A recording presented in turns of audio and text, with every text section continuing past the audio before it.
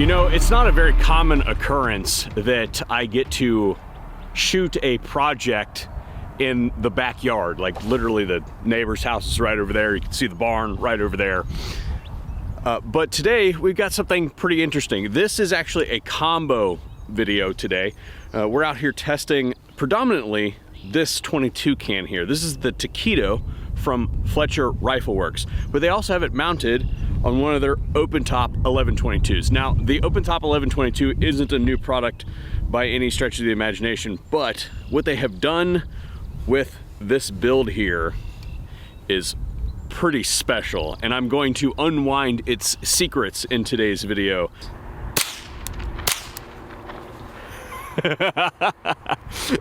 This thing is super stinking light. I don't know if it will cycle these subs here because these are built on a 22 short. They're a 60 grainer, but we're gonna give it a shot. So the first one in there ought to be a super sub. Like I said, yep, 22 shorts.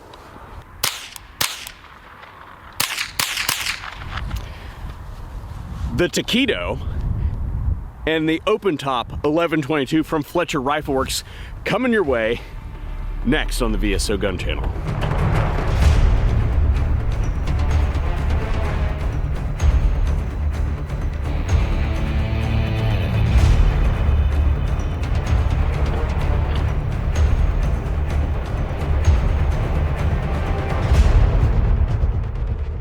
The Taquito is the newest offering from Fletcher Rifle Works. This is a fully user-serviceable rimfire can engineered for use on 22s.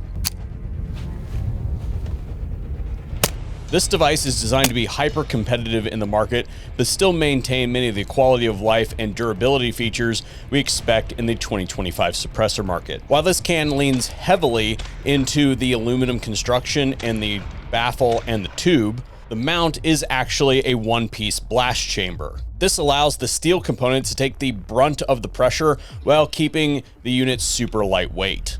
In lieu of wrench flats, both the front and the rear of the device have cuts in it to provide purchase points while taking it apart for service. The stack is composed of 6 baffles, all aluminum in construction. I have put all of the specs on screen for those of you who want to nerd all over it, but we have a lot of ground to cover in today's video, so let's get to it.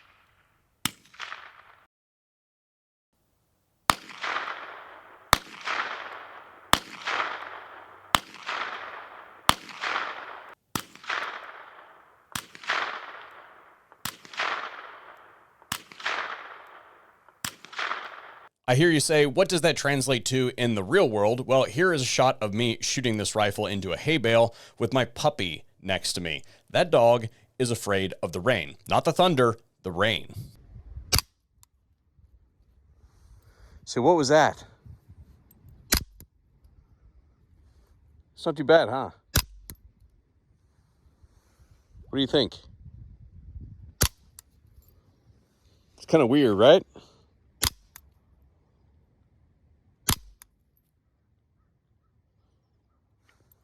Hey, what do you think? You want to do something else? Yep. You gonna fetch it? Almost. You're almost strong. No, you can't have it. Normally when I shoot accuracy, I like to shoot at 50 or 100 yards with a magnified optic. Well, today we're gonna deviate a little bit from that, and we're gonna be using this Gideon Prism optic that's unmagnified, and we're gonna shoot at 25, and it'll be apparent here shortly why I've chosen to do that today. First up, 5 rounds, unsuppressed. Shooting a little bit high, and you know, I don't know what's going on with the accuracy there.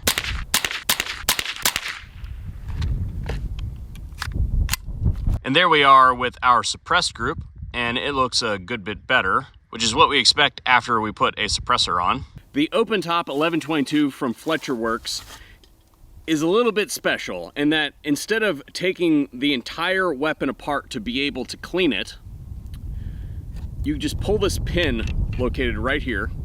You can see it was just hand tight, and this whole thing can basically come out. And if I remove this from the way, you can switch all of your optics. And basically what I wanted you guys to be able to see was the section that the optic is mounted on. Now, if you wanted hard mounted optics, there is a section of the Picatinny rail located up here that is one with the receiver, but this whole section is completely separate. So the question is, does it hold zero? If I can get it back in there. Yeah, there we go. So yeah, I'm saying hold zero regardless of whether you've taken the optic on and off or not. In my mind, that adds extra utility, because that means that if the optic will fit on that little section of Picatinny rail, that I can have multiple optics zeroed depending on the configuration of the gun, and I can swap to a magnified optic if I want. I can swap to an unmagnified optic. I can have just irons. Really, the world is your oyster. All right, you guys are gonna absolutely love this one. First step, drop the magazine, set it aside, pull this pin, pull the top cover off. Recoil retaining right there. We're then going to guide the bolt to the rear. Try to keep my fingers out of the way here. Get that charging handle to go forward of the bolt. Dump the bolt out, take the charging handle out. It's like that, right? So we can go ahead and on the rails in here, we'll go ahead and drop a little bit of our shooter's choice from Otis in here. Maybe a little bit on the bolt in a few spots. Go ahead and drop that right back in there. Same thing as before. Go ahead and just guide that sort of all back into configuration. Right like that. Put the recoil spring back on the track.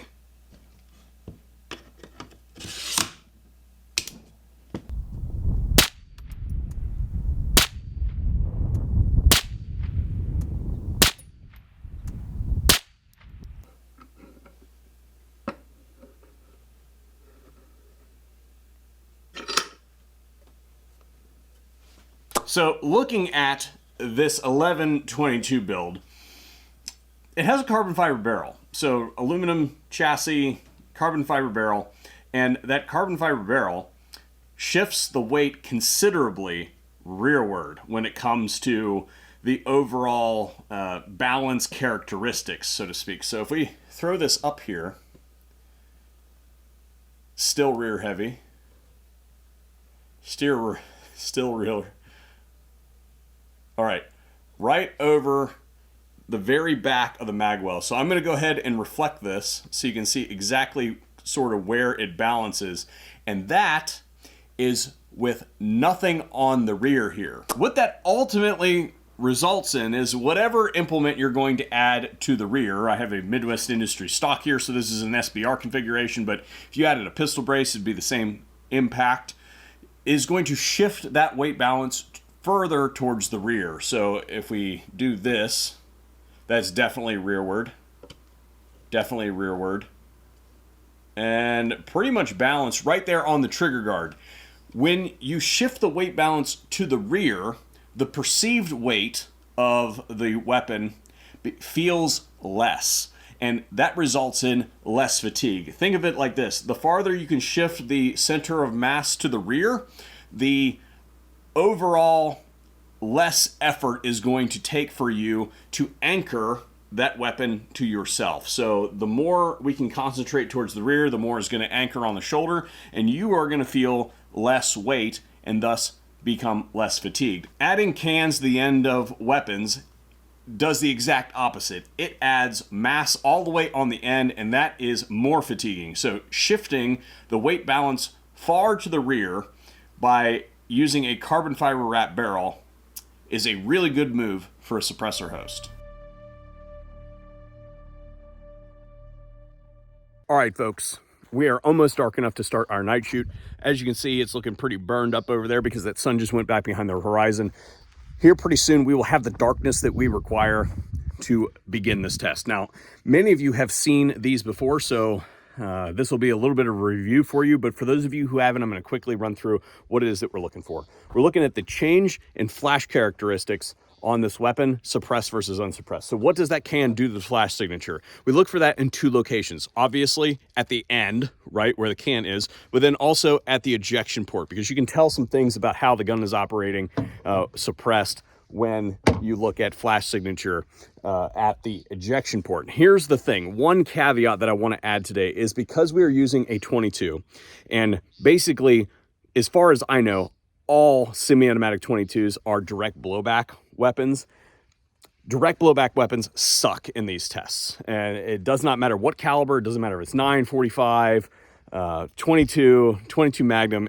They all just do not perform well. And the reason why is because the only thing that is holding that bolt closed is the mass of the bolt and the compression of that spring. So once that opens up a little bit, you're going to see a bunch of stuff flow out of the ejection port, even unsuppressed. So what I'm saying is basically today we're going to be paying mostly attention to what's going on at the end of the gun. But if you do see some flash, I would be shocked, unless Fletcher has done some kind of crazy voodoo magic in this weapon, I expect to see a flashy bolt. First things first, as promised, taking a look at the muzzle. First, unsuppressed.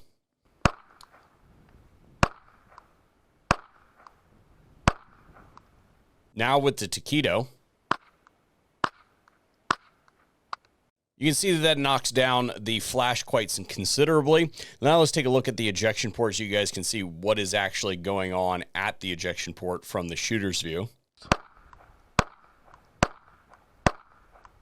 And the Taquito. And this maps with what we expected, especially when we take a look at the wide shot. And you can see that the majority of the flash that you're seeing is from the ejection port, but the Taquito does an amazing job of knocking that down considerably for what's coming out of the muzzle. So if you really wanted to knock down that signature, you would go with a manually cycling action. Which brings me up to critiques, or I suppose a better way to say it would be identification of areas for continuous improvement in future iterations. So they make a future variation on this can, maybe integrate some of these concepts. So before I do, though, I wanted to show you something that I did not expect to find in this device. Earlier on, we talked about this blast sleeve here and how it's designed to take the brunt of the blast in the blast chamber, right? Well, that sleeve fits so well together with the baffle stack that it actually acts as a gas check. And what that means is that basically when I took this can apart to look at how it was doing inside, despite all of the ammunition that we shot through it, the exterior of the baffles in this can were basically entirely clean. And the inside was entirely filthy. I have never seen that before in a sleeve and baffle can. In the hundreds of designs that I have played with over the years, never, not once. So what that means is that Fletcher is holding a really tight tolerance on those parts, and that's very interesting to see. Now, on to critiques. I only really have one, and that is, this is a 22 only can, and there might be some temptation to shoot it on some other things because it is so light, and what I would like to see Fletcher do is move the serialized components to this blast sleeve here, to the steel part. Make this just ever so slightly larger, so dimensionally larger, so that you can laser in the manufacturer information, the model, the serial number, and all that sort of stuff. There are lots of manufacturers out there that are doing this sort of thing. The tube does not have to be the serialized portion. And what that would do is shift that serialized information to the toughest part of the suppressor.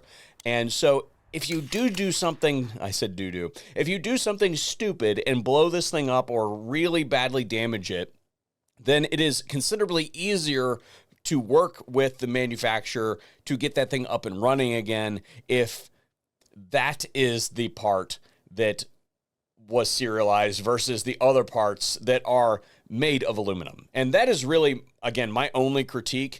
Other than that, performance out of this can, especially for the price point, was very, very good. So good marks on Fletcher Rifle Works. And of course, that open top 1122 was absolutely a blast to play with for the last several months. So, yeah, you guys aren't getting that back. Just throwing that out there.